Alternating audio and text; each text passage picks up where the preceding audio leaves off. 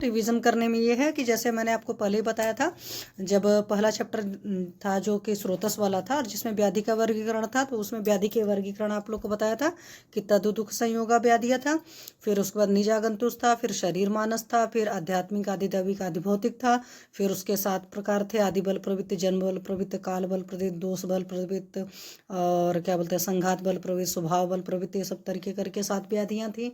कुष्ठ और अर्श आपको याद ही कि आदि बल वृत्ति में था और जन्म बल प्रवृत्ति में ये सब डायबिटीज वगैरह प्रमेह वगैरह सारी चीजें थी। या जन्म बल आयुर्वेद का जो था मूक मिन मिन गदगद बधिर अंधता वगैरह इस तरह की सारी चीजें थी।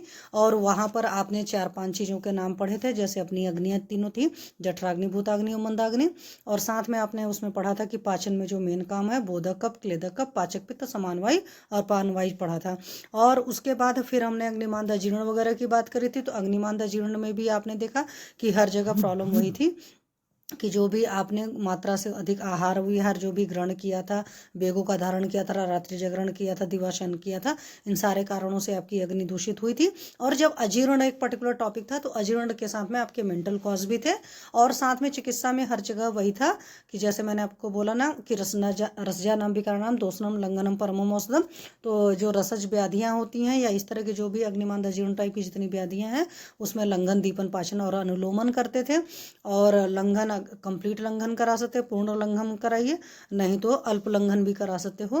तो जिसमें कि आप मुदकयूस मांस, अरे मांस रस भी दे सकते हो, मंड भी दे सकते हो। मांस रस होता है, मांस नहीं होता है, इस बात का हमेशा याद रखना। तो मांस रस का सिंपल सा मतलब है कि मांस को उबाल करके पानी में, और उबालने के बाद जो पानी है उसमें थोड़ा सा काली मिर्च और थोड़ा सा सेंधो सॉल्ट डाल करके सिर्फ देना होता है। या मांड का भी, वैसे तो मंड कल्पना सीधे सीधे देने को होती है, बट मंड कल्पना में हल्का सा, जैसे आपने ज़्यादा अग्निमांद का पेशेंट है तो थोड़ी सी काली मिर्च पाउडर डाल दो, थोड़ा सा सेंधा नमक डाल दो और थोड़ा सा बहुत हल्का सा घी डाल दो, तो उसका फ्लेवर जो होता है ना वो भी अच्छा सा हो जाता है। हालांकि वो कृत में नहीं अकृत, मतलब सॉरी अकृत में नहीं कृत में आएगा, याद है ना, जिसमें तड़का उड़का मार देते हो कृत यूज होता है या कृत मंड होता है, और जिसमें तड़का उड़का नहीं मारे रहते हो वो अकृत में आता है। तो कई बार हम जब कृत कर रहे हैं, मतलब उसमें तड़का उड़का मार रहे हैं, तो दीपन पाचन औषधियाँ टाइप से हैं। जैसे जीरा, आपको खुद ही पता है कि जीरक जो होता है दीपन होता है। तो या आपने कुछ लोग अजवाइन वगैरह का तड़का कुछ जगहों पर मारते हैं, तो उस तरीके से भी आप उनको दे सकते हो। तो वहाँ पर ये चीज़ें थी। वात के केस में आपको याद था कि जो भी दीपनी औषधियाँ तो दी, लंघन दीपन पाचन उल्लोमन था, तो दीपनी औषधियाँ जो होंगी वात शामक होंगी। और साथ में इसमें लवण को देते हैं, क्योंकि मधु और अम्ल लवण याद है वात शामक औषधियाँ होती हैं, तो लवण देते हैं। लवण के साथ में घी सिद्ध करके देते हैं। पित्त शामक में आधे भूनिम्बादि वगैरह योग इस तरीके से थे। और फिर आपके जो कफज वाली होंगी उसमें पंचकोल वगैरह दे सकते हो, चित्रकादि बटी दे सकते हो, अग्नितुंडी बटी दे सकते हो। बहुत सारे आपके पास एग्जाम्पल है। सुंठी साधित जल भी दिया जाता है, बट लंघन सब में कराएंगे, दीपन पाचन लोमन कराएंगे। और जब कफज व्याधि रहती तो स्तब्धता वगैरह बहुत कॉज रहती है, ठीक है, तो वहाँ पर अनुलोमन कराना ही कराना है। और वात में तो पक्का सा ही कराना है। जैसे मैंने आप लोग को बताया था कि अंगोष्ठक आप वातज में भी चला सकते हो, कफज में भी चला सकते हो। पित्तज व्याधि वगैरह में ये सब चीज़ें नहीं चलाते हो, भूनिम्बादि की रक्तता वगैरह चलाते हैं। तो इस तरीके से हमने अग्निमांद अजीर्ण विसूचिका अलसक विलंबिका सारा कर लिया था। अजीर्ण में बता दिया था सिर्फ मेंटल कॉज है, ट्रीटमेंट वही था। विसूचिका में आपका ऊर्ध्व और अधो दोनों ही पार्ट से जाएगा। और अलसक जो है आलसीभूत होकर वहीं बैठ जाता है, और विलंबिका जो लंबे टाइम तक रिटेन रहता है, तो वो चीज़ आपका विलंबिका था। सब में ट्रीटमेंट का तरीका वही है ना, लंघन दीपन पाचन उल्लोमन सब में लंघन कराएंगे, उपवास कराएंगे, क्योंकि जो पिछला आहार है वो पचा नहीं, तो लंघन कराने से पच जाता है। उसके अलावा आपने अजीर्ण के और सारे टाइप भी पढ़े थे, दिन पाकी अजीर्ण है, प्राकृत अजीर्ण है, रसेसा जीर्ण है। तो रसेसा जीर्ण को चेंज इसलिए करते हैं कि रसेसा जीर्ण में कुछ ट्रीटमेंट नहीं कराते हैं, उसमें सिंपली दिन में शयन कराते हैं। तो इसलिए कई बार होता है ना कि हमारे हेतु तो सेम होते हैं, बट चिकित्सा अलग हो जाती है, तो वहाँ से भी हम लोग डिफ्रेंशिएट कर लेते हैं। ठीक, तो ये आपका चैप्टर कंप्लीट हो गया था। आविशी ने नोट्स बनाया, बहुत बढ़िया नोट्स है। आप लोग भी अपने अलग अलग बनाइए, कोई किसी से टिपेगा नहीं, है ना। तो जिसका जैसा लगे अच्छा सा आप उस हिसाब से बनाइए, और थोड़ा सा नोट्स ऐसा बनाइए जो पढ़ करके बाद में भी समझ में आए। और रिवीजन करने का तरीका है, जैसे आज आपने नोट्स बनाया उसको 1 हफ्ते तक लगातार उसी चीज़ को पढ़ो। फिर अगले हफ्ते से क्या करना है, उसको हफ्ते में 2-3 बार रिवाइज करो। तो पहले आप डेली रिवाइज करो, फिर वीकली रिवाइज करो, फिर मंथली रिवाइज करो। तो उससे आपको फ़ायदा क्या मिलेगा कि लास्ट टाइम में आपको लगभग सारी चीज़ें याद रहेंगी। जैसे अभी मुझे शुरू करना था शूल, अम्लोपित्त आज नहीं करेंगे, अम्लोपित्त अगले दिन करेंगे। तो एक चीज़ कराना है, लेकिन उसके अलावा मैंने पिछला आपको 5 मिनट से भी कम टाइम में पिछला रिवाइज रिवाइज कर दिया, है ना। तो इस तरीके से अपने दिमाग में भी बार बार रिकॉल करिए, एक दूसरे से डिस्कस करिए, तो आप लोग को चीज़ें याद रहेंगी। ठीक है। तो आज हम बात करेंगे शूल की। जो तो आपके टॉपिक में शूल है, चैप्टर है, मतलब जो आपके सिलेबस में दे रखा, उसमें जो शूल है वो एक्चुअली एब्डोमिनल पेन के लिए है। तो उदरगत जो शूल है वहाँ पर मेन है। अदरवाइज तो आप जानते हैं बॉडी में 50 तरह की दर्दें होती हैं, और अपने आयुर्वेद में शूल का मतलब होता है तीव्र वेदना। वेदना नहीं, यहाँ पर शूल का मतलब होता है तीव्र वेदना।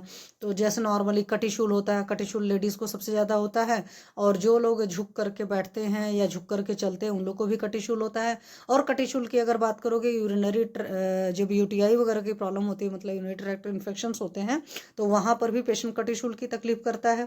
मैं आप लोग को, चूंकि ये 4th ईयर के हैं तो उस हिसाब से बता रही हूँ। साथ में अगर देखोगे प्रेगनेंसी में भी पेशेंट कटिशूल की तकलीफ करती है। तो प्रेगनेंसी में मैक्सिमम दवा नहीं दी जाती है, उसमें पहले पूछा जाता है कि यूटीआई वगैरह तो नहीं है, और साथ में गर्म पानी की बोतल से कमर के रीजन में सिकाई कर दो, या महानारायण तेल वगैरह लोकल, ये सब सारे ट्रीटमेंट किया जा सकता है। बहुत हल्के से मसाज करने से आराम आ जाता है। बट यूटीआई रहता है तो यूटीआई को ट्रीट करना पड़ता है। मीन्स यूटीआई को सिंपल सा ट्रीट करने का तरीका ये होता है कि छुई रस वगैरह देते हैं सारी चीज़ें, और आप घर की भी कुछ चीज़ें दे सकते हो, गोछुर वगैरह दिया जा सकता है बड़े आराम से। और कॉजेस को देखना पड़ता है, मेनली कॉजेस के हिसाब से अपने आयुर्वेद में ट्रीटमेंट होता है।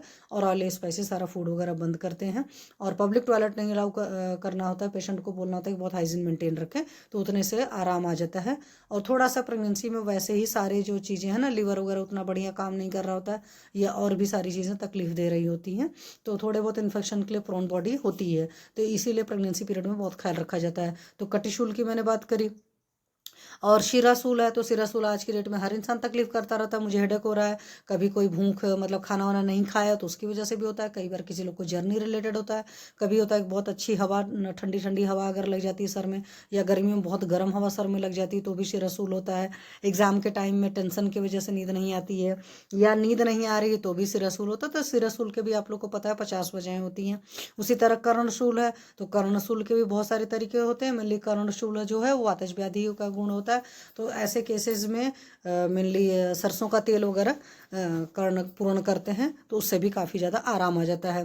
नेत्रशूल होता है, आंखों में दर्द होता है, तो यहाँ पर भी हल्का सा गर्म ठंडा सेक वगैरह कर दो तो तुरंत आराम आ जाता है। तो इसके भी वजह वही होता है, वात वाला ज़्यादा होता है कि ठंडी हवा लग गई, ये सब सारी चीज़ों से होता है। या रात्रि जागरण से भी नेत्रशूल होता है। कई बार होता है ना, रात भर जगते हैं तो कुछ लोग की आंखें बहुत दुखती हैं। तो इस तरीके से है।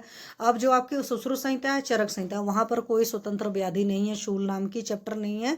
लेकिन आपके माधव निदान में, जैसे अग्निमांदा जीर्ण के लिए माधव निदान में ही था, अलग से चैप्टर था। आपके बृहत्त्रयी में, मतलब चरक, सुश्रुत और अष्टांग में कहीं पर भी नहीं दे रखा था।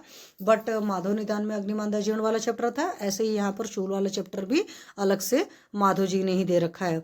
और जब माधव जी ने दिया, माधवकर ने दिया, तो उसके बाद चक्रधर, गंगाधर, वंगसेन, शारंगधर जो थे, इन सभी लोगों में भी ये चीज़ दे रखा है। हाँ, शूल में वाद दोष की प्रधानता है, ये चरक ने भी माना हुआ है, सुश्रुत ने भी माना है।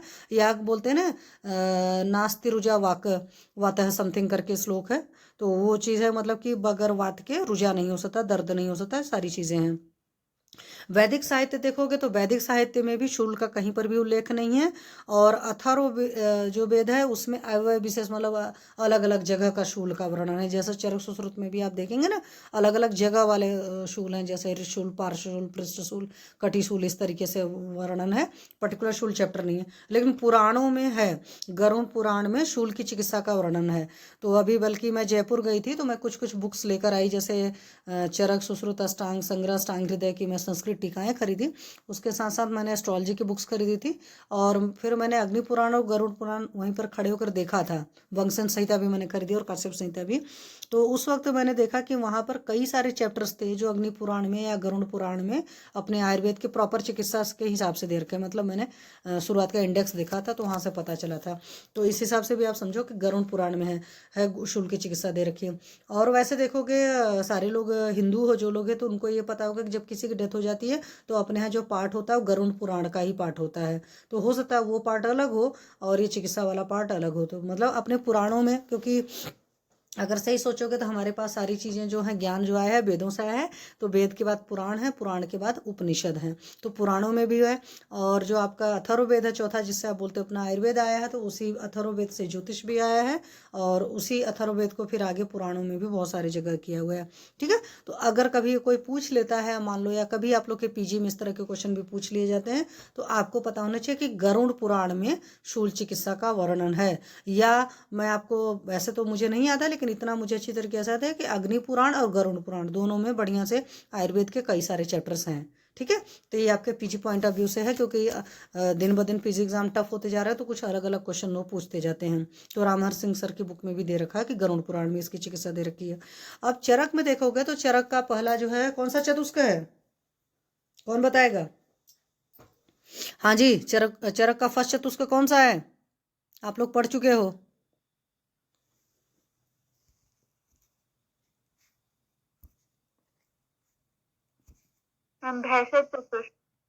भेषज चतुष्क है ना? तो भेषज चतुष्क में कौन कौन से चैप्टर है?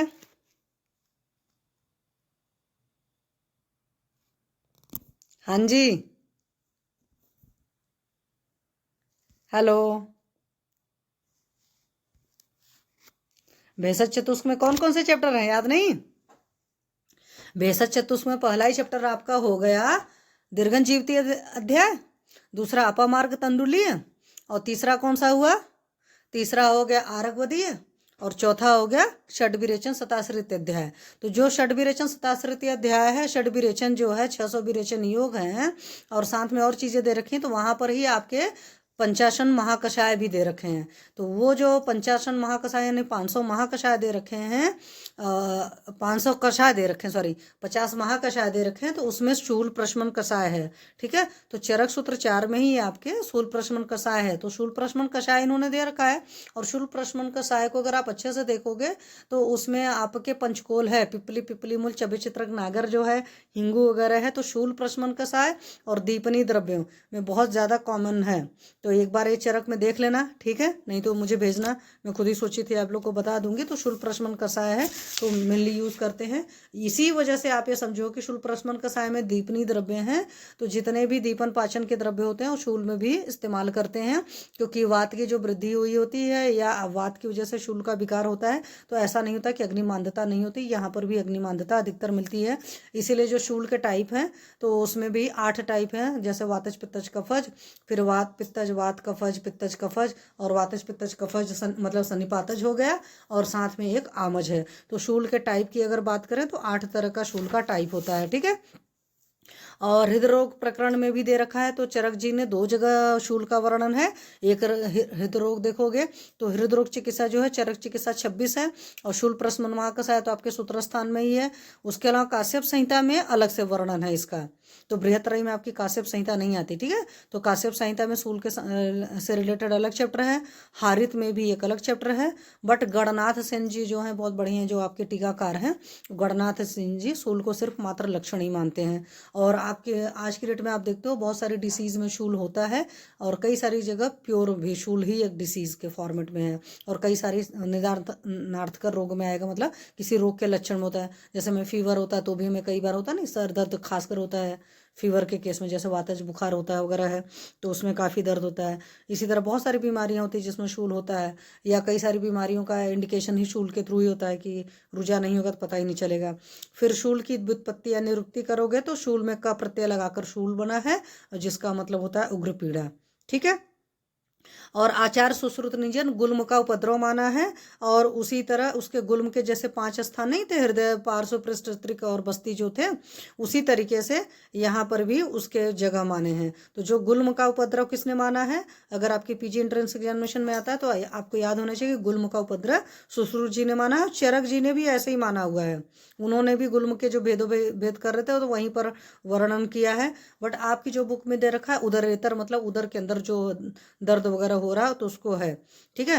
अब हृदय शूल मतलब सीधी सी बात एंजाइना पेक्टोरिस से करते हो। पार्श्व शूल मतलब प्लूरल होता है, या छाती के दाएं बाएं जो दर्द होता है उसमें होता है। पृष्ठ शूल मतलब जैसे बैक एक वगैरह है, कमर दर्द वगैरह है। त्रिक शूल का मतलब होता है कि जैसे पृष्ठ शूल में आपका लंबर रीजन तक इंक्लूड करेंगे और त्रिक में सैक्रल रीजन वाला पेन। तो कुछ पेशेंट्स ऐसे भी होते हैं जो बोलते हैं कि बैठने पर मुझे वहाँ हड्डी सी चुभती सी दर्द होता है, तो त्रिक शूल है। फिर बस्ती शूल होता है, तो कई बार यूरिनरी कॉलिक होता है, या कई बार किसी को मोशन के वक्त में भी जो पेन होता है जाते वक्त, तो वो सारी चीज़ें मतलब शूल है, तो शूल के अंदर सारे काउंट हो जाएंगे। अब इसमें सोचोगे वातशूल होंगे तो वातशूल की वजह क्या होंगी? ऑब्वियस बात है वेग धारण। जितने भी वेग धारण होते हैं तो वेग धारण किसका धारण अधिकतर करते हैं हम लोग? मूत्र का धारण करेंगे, ऑब्वियस बात है अपानवायु हो गया। मल का धारण किया, ऑब्वियस बात है अपानवायु का ही काम हो गया। ठीक है, तो ये जो भी जिह्वा वगैरह हालांकि सारे वेगों का धारण करते हो, बट सारे वेगों के धारण से मेनली वात ज्यादा कुपित होती है। तो अधवायु पुरुष मूत्र शुक्र इत्यादि का निग्रह करते हैं, या in the case of male शुक्र का वेग भी रोका जाता है, तो वो भी चूंकि अपान वायु के कार्य क्षेत्र में ही आता है। या अति व्यायाम किया जाता है, बहुत ज़्यादा अगर कोई मेहनत करता है तो उसकी वजह से भी दर्द होता है, और अति व्यायाम जो करता है उसकी वजह से भी होता है। या वातज है तो पक्का सी बात है कि बहुत ठंडा पानी पी लोगे, जैसे गर्मियों में देखो कुछ लोग याद होते हैं फ्रिज से चिल्ड बोतल निकाल कर पीने की। या अभी जैसे मैंने कल भी बात करी थी कि ठंडी का मौसम है, तब पर भी कुछ लोग आइसक्रीम वगैरह खाने की इस वक्त मौसम करेंगे, तो अति शीतल जल पान करेंगे, या अति शीतल चीज़ों का सेवन करेंगे। और अपने आयुर्वेद शास्त्र में पुराने टाइम में आपको पता है कि उससे चलते थे, घोड़ा से या बैल से, मतलब इस तरह के जानवरों से सवारी करते थे, तो अधिक सवारी करते थे तो वहाँ से भी प्रॉब्लम होती थी। आज की डेट में भी पांचभौतिक चिकित्सा में बोलते हैं अध्व अध्व वाली बीमारियां। अध्व मतलब चलना, पैदल चलना। तो जो लोग बहुत ज़्यादा पैदल चलते हैं, या जो लोग बहुत जर्नी करते हैं, जैसे मान लो अगर आप बस के थ्रू जर्नी कर रहे हो तो यूरिन वगैरह का प्रेशर आता है तो आपको होल्ड करना पड़ता है। लंबी दूरी की बसें हालांकि कुछ टाइम पर रोकती हैं, पर तब पर भी आपको मतलब अपने हिसाब से रोकती है, आपके हिसाब से नहीं होता है। तो ट्रेन की जर्नी इस मामले में तब पर ही सेफर साइड होती है। पर जो लोग भी जर्नी करते हैं तो जर्नी में क्या होता है कि सिटिंग अगर ज़्यादा रहेगी तो कहीं ना कहीं से जर्नी से भी आपको अधोवायु का या अपान वायु का ही दुष्टि होता है, तो इस वजह से भी बीमारियां ज़्यादा होती है। तो बहुत ज़्यादा जर्नी करने वालों को भी बहुत प्रॉब्लम होती है, इस बात को याद रखना चाहिए। कई बार हम लोग सोचते हैं ना हम कार से ट्रैवल कर रहे हैं, इससे ट्रैवल कर रहे हैं, उससे नहीं कर रहे हैं, तो हमारे को नहीं प्रॉब्लम होगी। बट जो लोग जर्नी करते हैं उनको पता है कि हाँ बॉडी की वो हालत नहीं रह जाती जो एक नॉर्मल रूटीन डेली मेंटेन करना होता है।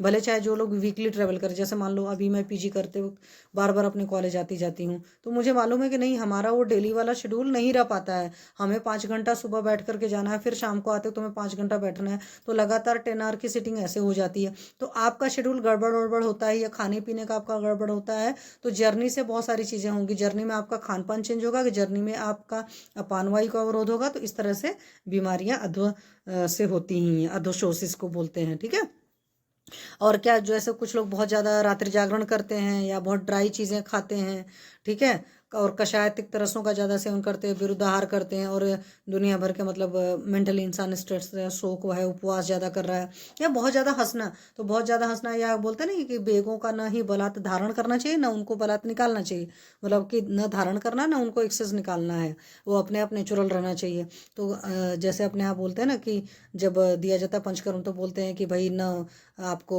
ऊंचा बोलना है, ना हंसना है, ना ज़्यादा ट्रैवलिंग करनी है, बहुत सारी चीज़ें होती। तो वहाँ पर एक चीज़ है कि जब आप साहस से ऊपर के काम करते हो तो याद है अक्षमा, यक्षमा मतलब राजक्षमा के निदान में कहे जाते हैं। तो इन सारी चीज़ों से वजह से भी आपकी वात जो होती है कुपित हो जाती है। या जब खाना खाते हैं तो खाना खाने के अंत में जो होती है, जरण के अंत में जो होती है वात कुपित होती है, या सायंकाल के वक्त में वात कुपित होती है। और जब बारिश होते हैं तो आपको पता है इटसेल्फ बारिश के समय में या मेघ जब होता है तो उस वक्त भी होता है। तो इन सारी वजहों में, और फिर वातशूल है तो वातशूल का एक लक्षण रहेगा हमेशा घटता बढ़ता रहेगा, इसमें कॉन्स्टिपेशन रहेगा, इसमें तोत भेद होगा, मतलब प्रिकिंग टाइप के पेन वगैरह जो होते हैं, ये सब सारी चीज़ें। और इनको जब चिकित्सा करोगे तो स्वेदन करेंगे, अभ्यंग करेंगे, मर्दन करेंगे, और स्निग्ध उष्ण आहार से इसमें लाभ हो जाएगा। तो चिकित्सा एकदम सिंपल तरीका सा वात शामक जो भी चीज़ें होती है, भाई स्वेदन है, उष्ण कर दिया तो उससे आराम आ जाएगा। अभ्यंग करोगे तो अभ्यंग पता ही है कि वात का शमन करता है। मर्दन है ऐसे जो मालिश करना होता है, और स्निग्ध उष्ण आहार दे देंगे तो भी उससे वात का शमन हो जाएगा। तो हृदय एंजाइना आप लोग पढ़ते ही है मॉडर्न में, और डॉक्टर नितिन आपको एंजाइना अलग से पढ़ना होगा तो अलग से पढ़ा देंगे, एंजाइना पेक्टोरिस वगैरह जो भी आपने पढ़ा था। तो इसमें क्या होता है, ब्लड वेसल्स जो होती हैं उसमें कुछ मतलब ब्लड वेसल्स की जो एनाटॉमी है उसमें डिफरेंट आ जाता है। जैसे सिंपल वर्ड में आप समझो तो ब्लड वेसल्स के अंदर का जो वॉल्यूम है या एरिया समझो, वो एरिया कम हो जाएगा तो भी प्रॉब्लम हो जाएगी। जैसे एथेरोस्क्लेरोसिस वगैरह के केसेस में होता है, या अंदर का एरिया कम हो गया तो ब्लड को फ्लो होने में ज़्यादा प्रॉब्लम आई, मतलब प्रेशर लगा तो आपका बीपी वगैरह जो बढ़ता है। तो यहाँ पर आपको जो आयुर्वेद का कंसेप्ट याद रखना, वो ये रखना कि प्राणवायु की कमी हो जाती है। और हाँ, पेन कहाँ होता है, तो सिंपल सी बात है, आपको याद ही रहता है कि जो हार्ट का प्लेस है उसके आसपास ही लेफ्ट रीजन में पेन होता है ना। तो ये सब सारी चीज़ें हैं। और ये सुश्रुत का भी देख सकते हो, इसमें कह सकते हैं। फिर पार्श्व शूल में मैंने आपको बता ही दिया कि आपके छाती के मतलब चेस्ट के दोनों साइड में पेन होता है। तो अधिकतर इसमें ऐसा होता है ना कि खांसने वगैरह से बहुत ज़्यादा दर्द होता है। इसमें कई बार ज्वर वगैरह भी हो जाता है, और कई बार इसमें कुछ सूल वगैरह भी होता है, डिपेंड ऑन द। और कई बार जब वेदर बहुत चिल्ड होता है तब भी उस वजह से भी पार्श्व शूल वगैरह के केसेस आते हैं। तो वहाँ पर अभी आपकी बुक में तो दशमूलक वगैरह दे रखा, बट मेरी ड्रग ऑफ चॉइस ऐसे पेन वगैरह के केस में दशमूलारिस्ट रहता है, और वाकई बहुत शानदार रिजल्ट आते हैं। क्योंकि मैं आंसोअरिस्ट ज़्यादा यूज़ करना पसंद करती हूँ देन क्वाथ के। आते तो है मार्केट में, पतंजलि के भी दशमूल क्वाथ आते हैं, देते हैं लोग, but Dashmularisht is much more better than Dashmool kwath. But आप लोग को चूँकि लिखना है तो आप लोग को बहुत बड़े बड़े योग नहीं लिखना होता, तो आप दशमूल क्वाथ याद रखिएगा। फिर उसी तरीके से पृष्ठशूल होता है, तो पृष्ठशूल का आपको सिंपल सा पहले मैंने बता दिया, जो आपके चलने फिरने के तरीके में कमी होती है उनकी वजह से होता है। और पृष्ठशूल उन लोग को भी होता है जो बहुत ज़्यादा स्ट्रेस में रहते हैं, क्योंकि जब कोई इंसान बहुत ज़्यादा स्ट्रेस में रहता है तो उसके बैक के पार्ट में ही सारी चीज़ें कलेक्ट होती हैं। आयुर्वेद में बोलते हैं कि जहाँ पर भी संग होगा, या मैं सिंपल सा वर्ड में कहती हूँ, मन की गांठें तन की गांठें बन जाती हैं। तो जो लोग जितना ज़्यादा मेंटली परेशान रहते हैं उनके दो जगह पेन जरूर होता है। जैसे कुछ लोग के शोल्डर में देखोगे बहुत पेन होगा, कोई और हेतु आपको नहीं नजर आएगा, तो वहाँ पर सिंपल सा एक प्लेन हेतु मेन निकलता है जो उनका स्ट्रेस का हेतु होता है। या जिन लोग के कमर की दर्द होती है वहाँ पर भी होता है, क्योंकि स्ट्रेस वाली कंडीशन में ना इंसान ना सीधा बोल बैठता है ना चलता है। स्ट्रेस इंसान का एक पोस्चर ही अलग होता है। जब आप खुश अच्छे मिजाज में होते हो ना तो आपकी स्पीड भी अच्छी होती है और आप सीधे खड़े होकर चलते हो। और जो लोग डिप्रेस्ड होते हैं तो लॉन्ग टर्म तक, कोई लोग डिप्रेस्ड रहे परेशान रहे तो लॉन्ग टर्म तक उनका पोस्चर ही चेंज हो जाता है। तो इसलिए मैं हमेशा बोलती हूँ ना कि जब आप लोग चलते हैं तो सीधा चलिए, जब आप लोग बैठते हैं तो सीधा चलिए, तो मतलब सीधा बैठिए, सीधा चलिए सीधा बैठिए। जो भी काम करने हैं तो कोशिश करिए सीधे सीधे करिए, तो उससे आपको इस तरह की तकलीफें नहीं होंगी। त्रिशूल का बता ही दिया, सैक्रल पेन होता है।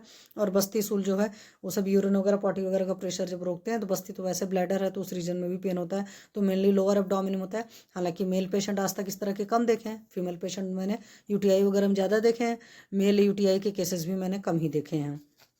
कुछ ही पेशेंट्स आए हैं मेरे पास, फीमेल यूटीआई के पेशेंट्स ज़्यादा आए हैं। वैसे भी आप लोग को भी पता है कि फीमेल को यूटीआई वगैरह की तकलीफ ज़्यादा होती है, क्योंकि उनकी यूरेथ्रा की लेंथ ज़्यादा होती है, तो इन्फेक्शंस का ज़्यादा उनको चांसेस रहता है।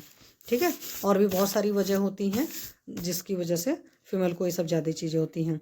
और सुश्रुत ने एक जगह अलग से किया है कि वातज का है, मान लो तो वात का स्थान क्या रहेगा, तो वहाँ पर पेन होगा। पित्त का स्थान कहाँ पर माना है उन्होंने, हृदय नाभि के मध्य मान लिया, तो वहाँ पर पेन होगा। तो ऐसे भी करके वात का हो गया कि भाई पक्वाशय रीजन में पेन हो रहा है, और पित्त का हो गया हृदय और नाभि के बीच में हो गया, और ऊपर उरस स्थान में कफ का शूल का हो गया। तो आहार विहार मैंने आपको बता दिया। पित्तज मान लो कर रहे हो तो उसमें वहाँ पर अलग टाइप का आहार खाया था, कटुतिक्त कषाय आहार ज़्यादा खाएंगे जो वात प्रकोपक होते हैं। यहाँ पर पित्त वाले ज़्यादा खाओगे, क्षार हो गया, तीक्ष्ण होगा, उष्ण विदाई होगा।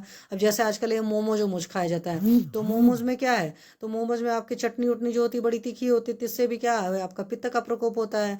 और ये चाउमीन वोमिन जो खाते हैं, दुनिया भर के सॉसेस डालते हैं, बर्गर पिज्जा चाउमीन जितनी भी मतलब ये जंक फूड होते हैं, तो उन सारे जंक फूड अधिकतर मिर्ची मसाले या पित्तज विदाई आहार में काउंट होते हैं।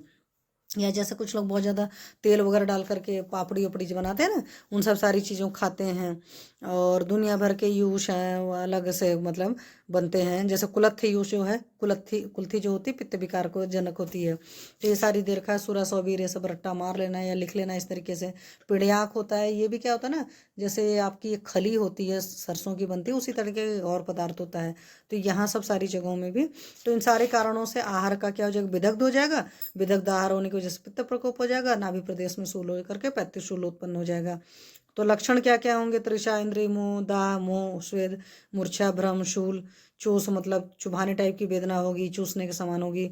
और उसमें क्या था, खाना खाने के अंत में था, यहाँ पर खाना खाने के पित्तज काल में मतलब मध्याह्न में होगा और अर्धरात्रि में होगा, ठीक है। और भोजन के विदाह काल में होगा और शरद में, जैसे उसमें मेघ था तो इसमें शरद ऋतु में जो पेन होता है अधिकतर पित्तज होता है। और नाभि प्रदेश में सेवन होगा मतलब सूल होगा।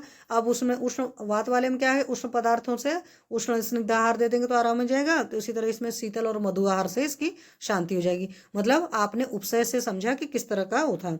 उसी तरह से कफज वाले का करेंगे तो क्रॉनिक गैस्ट्राइटिस और क्रॉनिक गैस्ट्रिक अल्सर वगैरह के केसेस में लेते हैं।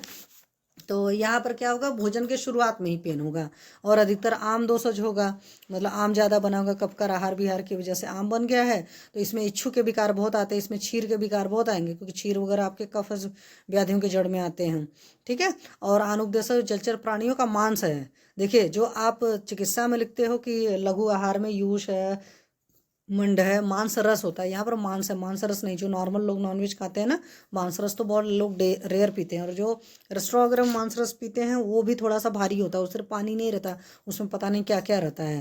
मीन्स मेरा कहने का मतलब वो भारी होता है, आप उसको हल्का मत समझिए कि पेशेंट को उस तरीके का मांस रस बनाकर नहीं देना होता है। मांस रस का सिंपल मतलब है पानी में उबाला है और हल्का सा काली मिर्च और सिंधार में थोड़ा सा डाला है और ज़्यादा चीज़ें नहीं डालनी हैं। तो इन सब में जो वजह होंगी, कफ में दिखेगा लक्षण हृदलास, अरुचि, सदन, प्रसेक, सिर वगैरह, ये सब सारे लगभग उसी तरीके से हैं। या कोई भी शूल होगा तो सब में वात होगा ही, तो वात वाला और साथ में उससे वाले पित्तज वाले व्याधि मतलब जो लक्षण होने चाहिए या कफेज वाले, उस तरीके से आप लिख लेंगे। और उसके अलावा याद है कि सारों के साथ सन्निपात आपने कर लिया था, सन्निपात के अलावा कि आमज सूल किया था। तो आमज सूल में आम बहुत ज़्यादा होता है, तो ऐसे केस में सबसे पहले लंघन दीपन पाचन करेंगे तो तुरंत आराम आएगा। तो ये अपक्व अन्न के कारण उत्पन्न सूल को आमज सूल कहते हैं। और सारी जगह उसमें भी वही है, बट यहाँ पर लक्षण में आटो, पलराज, चल्दी, गुरुत्व, सिंपल सा समझो कि अगर खाना नहीं पचता तो मन खराब खराब सा, तो नौजिया फीलिंग आएगी, तो हृदयरास होगा, अरुचि होगा, प्रसेक होगा, ये सब सारा वही होता है ना, मुंह से निकलना जो है थूक वगैरह जैसे ज़्यादा निकलना, तो दैट इज प्रसेक में। और उपद्रव में वेदना, तृषा वगैरह होती, तृष्णा वगैरह ज़्यादा होती है, मूर्छा वगैरह, ये सब कासवा सिक्का इसके उपद्रव में है। अगर कभी पूछा जाए तो आपको याद रखिएगा, अधिकतर जगह कासवा सिक्का एक साथ ही आती है, तो ये इसके उपद्रव में आता है। और सुश्रुत जी ने बोला है कि अगर उपद्रव हो जाता है तो उपद्रव के बाद में आपके शूल भी असाध्य हो जाते हैं, ठीक है। फिर इसके बाद आपके सल्पस में दो है, एक अनद्रव शूल है और एक परिणाम शूल है। तो परिणाम शूल का सिंपल सा मतलब है भोजन के परिणमन काल में, मतलब लास्ट में पेन होता है। ये भी होता त्रिदोषज ही है, ये भी याद रखना है, ठीक है। और इसमें परिणाम शूल में पहले एसिडिटी होती है, और एसिडिटी मतलब अम्ल पित्त जनरेट हो रहता है, और उसके बाद वो आमाशय से लोअर पार्ट में ग्रहणी वगैरह में चला जाता है। फिर वहाँ से जब आप खाना जैसे लेते हैं तो वहाँ पर घाव वगैरह का बना देता है। तो इसीलिए इसके लिए वर्ड ही है ड्यूडेनल अल्सर, ड्यूडेनम में जाकर अल्सर क्रिएट किया, तो जब खाना जाएगा तो खाना वहाँ इरिटेशन कॉज करेगा, इरिटेशन कॉज करेगा तो पेन करेगा, सिंपल सा है। तो पुम परिणमन धातु जो है उससे बना है, तो परि उपसर्ग है, नम धातु है, घ ये प्रत्यय लग करके ये बना हुआ परिणाम। और शूल का तो शूल में शूल प्लस का प्रत्यय करके। तो भुक्ते जिरेत यश शूलम तदेव परिणाम जब, ये आपका माधव निदान का एक श्लोक है, तो प्लीज़ एटलीस्ट इसको रट लेना। उसके अलावा जो होता है निदान में क्या होता है कि पहले वायु तो कुपित होगी, क्योंकि चाहे कोई भी सूल है तो वायु कुपित हो गई, उसने पित्त को आवृत कर दिया या कफ को आवृत कर दिया, और उसके ही आवृत करके फिर उसने शूल उत्पन्न किया। तो कुछ लोगों ने बोला, कुछ लोगों ने बोला है गलत है, मतलब इसको पूरा पूरा नहीं मानते हैं। तो आहार विहार में परिणाम कर शूल में भी सारे आहार हैं। देखो रुच्छ भी है, शीत भी, उष्ण, तीक्ष्ण, अम्ल, पित्त सेवन, अभोजन, आसात्म, समसन, लंघन, सारी चीज़ें, मतलब परिणाम शूल में जो जिस जिस वजह से हो सकता है। तो अगर किसी लोग को बहुत ड्राई खाना खाने की वजह से हो सकता है, बहुत रुच्छ खाने की वजह से हो सकता है, किसी लोग को बहुत ठंडा खाने की वजह से हो सकता है, किसी लोग को बहुत गर्म खाने की वजह से हो सकता है। क्यों? क्योंकि ये त्रिदोषज वाला है, एक सिंपल नहीं है, इस बात को याद रखेंगे। हालांकि पित्तोलबण होता है तो पित्त की अधिकता वाले ही ज़्यादा हेतु लिखने हैं। प्लस साथ में आपके ड्यूडेनल अल्सर हो चाहे पेप्टिक अल्सर हो, इन सारे केसेस में आप याद रखिएगा अजीर्ण की तरह कि यहाँ पर भी मानसिक हेतु जरूर लिखना है। और अधिकतर आप जब पेशेंट देखने बैठेंगे तो आपके पास जो पेशेंट आएंगे वो सारे स्ट्रेस वाले ही पेशेंट आते हैं, जितने ड्यूडेनल अल्सर या सारे अल्सर वाले आते हैं, ठीक है। तो ये सारी चीज़ें हैं। और वर्षा काल ऋतु और काल में इन्होंने सारी लिख दी। वर्षा वाला हो गया तो वात काल, वात प्रकोपित हो गया। शीत ऋतु में आपका कफ का प्रकोप है। शरद में आता है पित्त का प्रकोप है। जा बसंत में फिर कफ का प्रकोप होता है। इसी तरीके से सारी है। फिर मध्य रात्रि, सूर्योदय काल, रात्रि का प्रारंभ काल, मतलब वही वात के टाइम में वात की चीज़ें प्रकोपित होंगी, पित्त के काल में पित्त की, और कफ के टाइम में कफ वाली चीज़ें प्रकोपित होंगी। तो ये सब सारी चीज़ें हैं। और उसके बाद इसमें अगर चिकित्सा की बात करोगे, पहले लक्षण अगर वातिक परिणाम शूल होगा तो आधमान आटोप होगा। और इसमें फिर वही उसकी तरह सिंपल, वहाँ पर जो शूल में आपने पढ़ा था कि उष्ण और स्निग्ध पदार्थों से शांति होगी, तो यहाँ पर भी है। पैतिक में तृष्णाधार तो आएगा, स्वेद वगैरह ज़्यादा होगा तो शीत द्रव्यों से शांति है। कफज वालों में कटु तिक्त पदार्थों से शांति है। इस बात को याद रखना है। यहाँ पर उष्ण नहीं लिखा है उन्होंने, कटु तथा तिक्त पदार्थों से वेदना की शांति हो जाती है, तो उसको हो जाता है। साध्यता असाध्यता में माधव करने बोला असाध्यो भूद्र, मतलब अगर उपद्रव के साथ हो जाता है तो असाध्य हो जाता है। या एक श्लोक है, रट लेना, वेदना च तृषा मूर्छा ही अनाहो गौरव रुचि कास श्वासश्च हिक्का च शूलस्य उपद्रवा स्मृता। ये माधव निदान पर जो माधव कोष्टिका है विजय रक्षित जी वाली, तो उसमें इन्होंने दे रखा कि अगर ये सारी चीज़ें हो गई, फिर परिणाम शूल क्या था, भोजन के परिणमन काल में या लास्ट में। और अनद्रव शूल का मतलब हमेशा जो शूल बना रहता है, कुछ भी पथ्य पथ्य खाते हैं कोई भी फर्क नहीं पड़ता है, ठीक है। तो वो जो है आपका अनद्र शूल है कि किसी भी टाइम पेन बना। कुछ पेशेंट ऐसे होते हैं ना कि उनको बोलते हैं हमेशा पेट में दर्द बना है, और कुछ लोग आएंगे जी खाना खा लिया, खाना खाने के पचने के बाद दर्द होते हैं। तो वहाँ से हम लोग डिफ्रेंशिएशन करते हैं। दवाएं थोड़ी थोड़ी मॉडर्न में फ़र्क होती है। आयुर्वेद में हर जगह लंघन दीपन पाचन उल्लोमन कराते ही कराते हैं।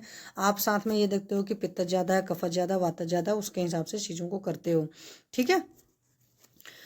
और अन्न शूल में क्या होता है कि किसी भी टाइम होता है, तो कभी भी खाना खाओगे तो दर्द होगा ही, शुरू हो जाएगा। ये है। फिर चिकित्सा की अगर मैं बात करूं तो चिकित्सा में भैषज रत्नावली में एक श्लोक आप लोग का दे रखा है, तो प्लीज श्लोक रट लेना। श्लोक का ये है कि बमनम लंघनम स्वेद पाचनम फलवर्तय क्षार चूर्णस गुटिका सस्यंते शूल शांतय। मतलब बमन कराएंगे। बमन कब कराएंगे, जब कफ ज़्यादा बढ़ा होगा तो हमेशा तब बमन होगा। लंघन कब कराएंगे, जब आमाधिक्य होगा। मतलब अगर कफ बहुत ज़्यादा, मतलब जैसे कफ निकलना चाहता है, पेशेंट को बहुत नॉजिया फीलिंग हो रहा है, तो ऑब्वियस सी बात है कफ निकलने को तैयार है, तब तो बमन कराएंगे। और सिर्फ आम दिख रहा है, नॉजिया इस तरह की ज़्यादा फीलिंग नहीं, तो आप लंघन कराओगे। उसके अलावा स्वेदन कराएंगे, लेकिन पैथिक वाले में नहीं कराएंगे, याद है, क्योंकि पैथिक में तो पित्त बढ़ाएगा नहीं।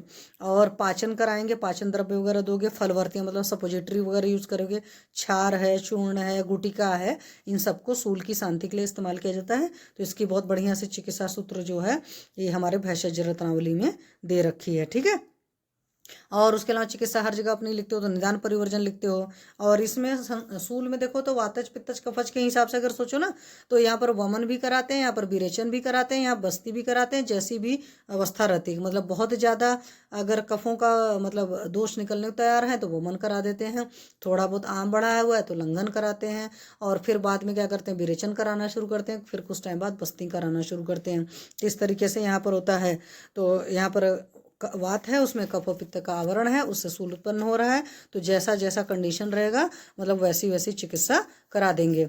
या एक श्लोक है, नरते अनिलाद्रुक, मतलब बगैर अनिल के मतलब वायु के पेन मतलब नहीं होता, दर्द नहीं होता है, ठीक है। फिर वातिक शूल में क्या कराओगे, स्नेहन कराओगे, स्वेदन कराओगे। वातिक जो भी चीज़ें रहती है अधिकतर उसमें स्नेहन स्वेदन कराया जाता है। तो स्वेदनार्थ इसमें उष्णोदक स्वेद बढ़िया इस्तेमाल कर लेते हैं। गर्म पानी से स्वेदन करा सकते हैं। या ये जो पोटली ओटली बनाते हैं कि वात शामक द्रव्यों से बना लिए, जैसे एरंड पत्र डाल लिया आपने। मैंने एक बार एक पेशेंट को दिया था, तो मैंने बनाया था पूरा हिंगू सेंधवादी तेल बनाया था। और फिर बाद में मेरे सेंटर पर पड़ी हुई है, तो मैंने एरंड पत्र भी डाला था, मैंने भांग का पत्र भी डाला था। निर्गुंडी नहीं थी मेरे पास, जामुन वगैरह का पत्र था, तो वो सब भी मैंने डाला था। और अर्क भी डाला था। तो ये सब सारा डाल करके वो मतलब तड़का तुड़की मार लेते हैं, जैसे ये सब मेथी सेथी डाल करके, लहसुन वसुन अच्छे से, और उससे फिर सिकाई कर देते हैं पेशेंट को। नहीं कुछ मिले, एरंड पत्र हर जगह मिलता है, तो उससे कर सकते हो बड़े आराम से। करंजादि ये की योग है, तो वो याद रखना चाहिए। हिंगवादी चूर्ण वगैरह है, या सर्जी का क्षार वगैरह सारी चीज़ें हैं। और कुबेराक्ष बटी, यहीं पर दशमूल क्वार्थ का भी वर्णन यहीं पर आया। और पैतृक शूल होगा, तो पैतृक शूल में क्या करेंगे, पहले सब पटोल सटोल पिला उला करके, मतलब कड़वी तीखी चीज़ें पिला कर, इंद्र यो है, पटोल है, पित्त पापड़ा वगैरह से वमन कराएंगे। और बाद में विरेचन कराएंगे। तो पैतृक शूल के केस में वमन और विरेचन दोनों कराते हैं। बट वात के केस में स्नेहन स्वेदन से ही लाभ हो जाता है। क्यों? क्योंकि बस्ती शुरुआत में कभी भी नहीं देते हैं, ठीक है। कभी बहुत बड़ी इमरजेंसी हो तो भले हम लोग नीरू को की बस्ती दे दें, मतलब नीरू वाली बस्ती दे दें काढ़े की, अदरवाइज बस्ती शुरुआत में नहीं प्लान की जाती है। पहले दीपन पाचन अनुलोमन थोड़ा सा करके देंगे बस्ती का, तब सही रिजल्ट आता है। और विरेचन में भी क्या करते हैं, कोशिश करते हैं नहीं दें शुरुआत में, अदरवाइज लघु विरेचन तो दे ही देते हैं। फिर इसमें त्रिफलादि योग है, क्योंकि आंवला हरित की विविध की आपको त्रिफला पता है, त्रिदोष शामक होता है, बट उसमें नीम की छाल, कुटकी और अमलतास डाला है, तो ये तीनों द्रव्य पित्त शामक होते हैं और इसको त्रिफलादि चूर्ण के नाम से बोला जाता है। तो ये बहुत बढ़िया चूर्ण है, आप लोग अपने पास बना कर रख सकते हो, बाद में पेशेंट को दे सकते हो, तो बहुत बढ़िया योग है। उसके अलावा शंख भस्म यूज करते हैं, या पित्त शामक द्रव्य जैसे प्रवाल, पंचामृत, कामदुधा, कपर्दिका भस्म का एक योग है, 4-4 रत्ती के अमाउंट में है। तो इन्होंने 3 डोज बनाई है, आप 2-2 रत्ती के अमाउंट से एक सिंगल डोज भी दे सकते हो। ठीक है। या सुसेकर, कामदोधा, शंख भस्म है तो आपको पता ही रहता है। नहीं तो कुछ लोग अकेले देते हैं, कुछ लोग की कॉम्बो बनाकर आदत रहती है। अब जैसे मैं रेयर कॉम्बो बनाती हूँ, हालांकि कुछ कुछ पेशेंट्स को मैंने बनाया था जैसे जहाँ पर जरूरत थी, अदरवाइज लिखने में तो आपको ये रट्टा मारना पड़ेगा। कफज सूल में एक चीज इन्होंने स्पेसिफिक लिखा है कि सीधू पान लिखा हुआ है। उसके अलावा याद है पंचकोल था, चित्रकादि बटी थी, अग्नितुंडी बटी थी, वचादि चूर्ण है, बिलवादि कुआ था, सारे। तो लगभग जो दीपन पाचन में आपके द्रव्य यूज हुए वही यूज हुए यहाँ पर भी होंगे। या अच्छा कर सकते हो तो सूल प्रस्मन महाकषाय और साथ में दीपनी महाकषाय रट लोगे तो आपको बहुत अच्छे से आइडिया लग जाएगा, और एक बार दिमाग में तो आ ही जाएगा दोनों में कि कितने द्रव्य कॉमन है। 7-8 तो कॉमन ही है जितना मुझे याद है, क्योंकि पंचकोल का 5 तो यही कॉमन है, वो उसके अलावा हिंगू छठा कॉमन है, 1-2 चीज़ें और कॉमन है, और 10 तो द्रव्य ही हैं हर महाकषाय में। ठीक है। फिर उसके अलावा त्रिदोषज वाले में शंख भस्म देते हैं, या सिंपल सा याद रखो, जैसे मेरी पहले आदत थी कि जब मैं किसी पेशेंट को ज़्यादा गैस वैस बनती थी तो यहाँ पर हम लोग चल रहे थे त्रिदोषज सूल में आ गए थे, है ना। तो त्रिदोषा सूल की अगर मैंने बात करी थी तो मैं वही बता रही थी कि जैसे मेरी आदत थी जब मैं शुरुआत में ट्रीटमेंट करती थी, जब मैं ज़्यादा रट्टा मार कर कि कौन सी दवा कहाँ यूज़ करते हैं, तो शंख बटी वगैरह या शंख भस्म वगैरह या महाशंख बटी वगैरह मेनली गैस वाले विकार में ज़्यादा इस्तेमाल करती थी, जिन लोग को ज़्यादा गैस वैस बनती थी। तो आप लोग को इसलिए मैं रटा दे रही हूँ कि शंख भस्म को हमेशा याद रखना, स से शंख, स से शूल। तो शूल में ज़्यादा इस्तेमाल करते हैं, खास करके पेट का दर्द हो रहता है उस वाले शूल में शंख भस्म या महाशंख भस्म या शंख बटी या महाशंख बटी के काफ़ी बढ़िया रिजल्ट आते हैं। ठीक है। तो शंख भस्म योग में इन्होंने थोड़ा सा चेंज किया है सर ने, मतलब रामहर सर ने। तो हालांकि अब वो है नहीं, हमारे टाइम में तो थे सर, बीएचयू में थे तब, और सबसे पहले एनआई जयपुर के यही बने थे वीसी। तो शंख भस्म, काला नमक, हिंगू, शुंठी, मरीच, चूर्ण और पिपली पड़ी हुई, मतलब त्रिकटु है। त्रिकटु के अलावा समझो त्रिकटु आपको मार्केट में मिल जाता है रेडीमेड, त्रिकटु ले लो अलग से, हींग और हिंगू अलग से डालो, शंख भस्म अलग से डालो। तो आप अपने पास से भी इस योग को अलग से बना सकते हो कि किसी पेशेंट को मैं प्लेन हिंग शंख भस्म देने की ज़रूरत है, या किसी पेशेंट को उसी शंख भस्म में कुछ चीज़ें ऐड करने की ज़रूरत है। और उसमें आप अमाउंट ऐसे रख सकते हो कि और चीज़ें तो त्रिकटु वगैरह के केस में समझो कि पेशेंट को एक डोज में मैं 1 ग्राम या 2 ग्राम या 3 ग्राम तक मैक्सिमम दे सकता हूँ, डिपेंड ऑन द प्रकृति। लेकिन अब शंख भस्म दोगे तो उसको 1 रत्ती से ऊपर नहीं दो शुरुआत में। ठीक है। हालांकि शंख भस्म के कोई साइड इफेक्ट नहीं होते, आपको पता है कैल्शियम कार्बोनेट है मेन उसका सोर्स है, और पित्तज व्याधियों पर भी बहुत बढ़िया काम करता है, या मैं तो स्किन डिसीजेज में भी लोकल एप्लीकेशन के लिए भी शंख भस्म को यूज करती हूँ, बहुत शानदार रिजल्ट आते हैं। तो शुरुआत में अगर ये आपकी जो रस औषधियाँ हैं या मेटेलिक प्रिपरेशन जो भी हैं या रसास्त्र की जो भी औषधियाँ नहीं समझ रहा तो उनको 1 रत्ती से दे ही सकते हो। अब प्रवाल पंचामृत वगैरह कुछ लोग 1 रत्ती में चलाते हैं, कुछ लोग 2 रत्ती में चलाते हैं, वो उनकी अपनी अपनी समझ होती है, मतलब अपना अपना तरीका होता है। ठीक है। उसके अलावा त्रिकटु चूर्ण उस नोदक के साथ दे रखा है। तो सुंठ मरीच पिपली अगर सही सोचो तो एक निमांद में भी बड़े आराम से दे सकते हो। उसके अलावा मंडूर भस्म यूज़ किया, गोमूत्र से साधित है, तो मुस्लिम पेशेंट को नहीं चला सकते हो मंडूर भस्म वगैरह, इस बात का याद रखना। और आमज सूल में क्या करता है, आम दोष नाशक चिकित्सा, आम का पाचन करते हैं, तो आम का पाचन करने के लिए शुंठी साधित जल भी दे सकते हो। तो कई बार इसीलिए शुंठी साधित जल जो हम पेशेंट को देते हैं तो उससे भी पेशेंट को पेन में या शूल में बहुत आराम आता है। और एक बहुत बढ़िया सा योग आज आप लोग को पढ़ाते हो तो मैंने पढ़ा, हालांकि इस बुक को अब कम पढ़ती हूँ मैं, तो उसमें चतुसम चूर्ण योग दे रखा है, ये भी आप लोग अपने पास बना सकते हो, इसमें कुछ नहीं है। भुनी अजवाइन पड़ी है, सेंधा नमक, छोटी हरड़ और भुनी सौंठ पड़ी है। तो सौंठ का पाउडर मार्केट से उठा लाओ और हरड़ उठा करके खुद ही बना लो। हरड़ के साथ तो ऐसा नहीं बनाना चाहिए, मेरा ये मानना, चाहे घृत भ्रष्ट कर लो चाहे एरंड भ्रष्ट कर लो, देख लो कि क्या है। तो और साथ में अजवाइन और सेंधा नमक उसमें डाल लो, और ये बराबर भाग में है।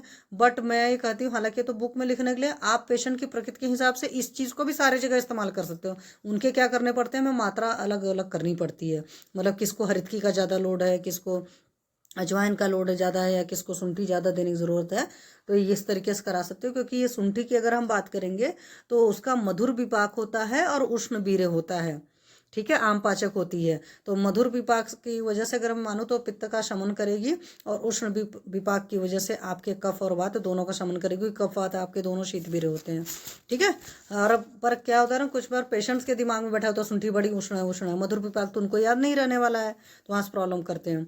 और एक बहुत बढ़िया और योग दे रखा है जिसमें एरंड तेल, लहसुन, हिंगू और सेंधो का योग दे रखा है, और उसको भी शुंठी क्वाथ के साथ लेने के लिए दे रखा है। उसके अलावा हमारे चूर्ण है, हिंगू तुम्बरा आदि चूर्ण है, त्रिदोष शूल में भृत्यादि गण, और एक नाराज चूर्ण इसमें दे रखा है।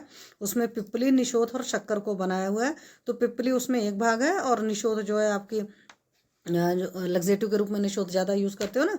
और शक्कर मतलब चाहे इसमें खड़ी शक्कर या अपनी मिश्री डालिए ज़्यादा, जब पेशेंट को देना है तो इस तरह का भी योग बना सकते हो। नाराज चूर्ण है, कफ पित्तज विकार में देते हैं।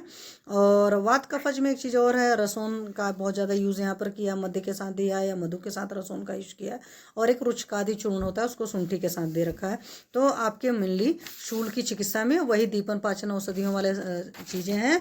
या आप समझो कि सिंपल सा वमन भी कराया है, लंघन भी कराया है, विरेचन भी कराया है, बस्ती कराया है, जहाँ जैसी जरूरत रही है उस हिसाब से आपने अलग अलग योग दे रखे हैं, ठीक है। तो मान लो यहाँ पर अगर परिणाम शूल की बात करो तो परिणाम शूल में आपने याद रखा था त्रिदोषज है, बट पित्तोल वर्ण। तो पित्तोल वर्ण है तो सबसे बढ़िया है पित्त उत्त की जहाँ परेशानी ज़्यादा रहे ना, तो वहाँ पर करना देना चाहिए आमल की रसायन इस्तेमाल कर दो। क्योंकि आमल की आपको याद है ना, शीत वीर्य होती थी और पित्त का शमन भी करती थी साथ में। और अम्ल भी होता है, तो अम्ल रस से सोचोगे तो ये वात ओत का भी शमन कर देगी। और मधुयष्टि चूर्ण को भी पित्त शामक ही होती है। शतावरी चूर्ण वगैरह, हिंगवादी चूर्ण, शंख चूर्ण सब परिणाम शूल में सब देते हैं। और बहुत सारे लोग शंख बटी को भी यूज़ करते हैं परिणाम शूल में। तो इस तरीके से यहाँ पर सारी चीज़ें हैं। उसके अलावा पथ्य में हर जगह लघु आहार ही देना है। पुराना षष्टिक चावल याद है आपको कि शाली चावल जो होता है पुराना शाली वो बहुत बढ़िया होता है। मांड वगैरह यूज़ करना है। यहाँ पर एक चीज़ और है, थोड़ा सा जौ का सत्तू और मटर की दाल का यूज़ वगैरह भी किया है।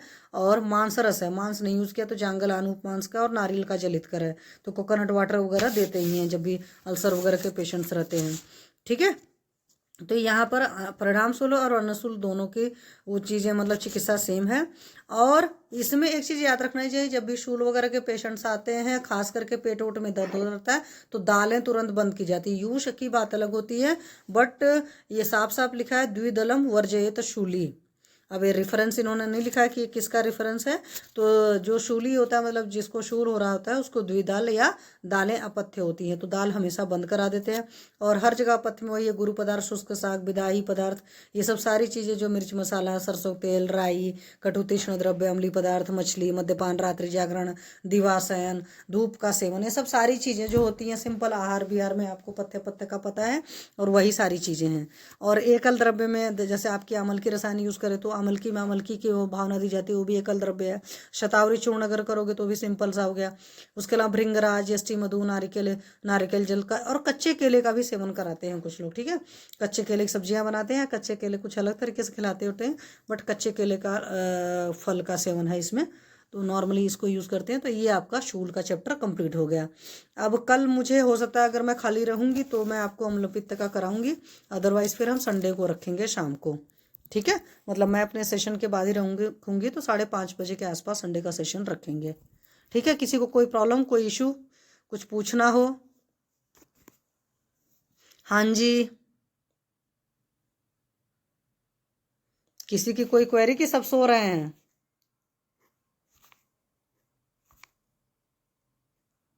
SKP नाम से कौन है?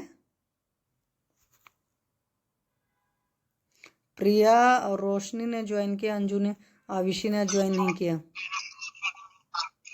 SKP सतीश कुमार पटेल है, हम लोग का CR है बॉस। अच्छा, चलिए, तो किसी की कोई क्वेरी है कि? हाँ जी, हाँ जी, नमस्ते नमस्ते, बताएं। ठीक है बॉस, वही SKP में ही हूँ मैं। ठीक है, तो किसी की कोई क्वेरी है कि यहीं पर कंप्लीट करें आज का? कंप्लीट बस। हाँ जी, बोलिए।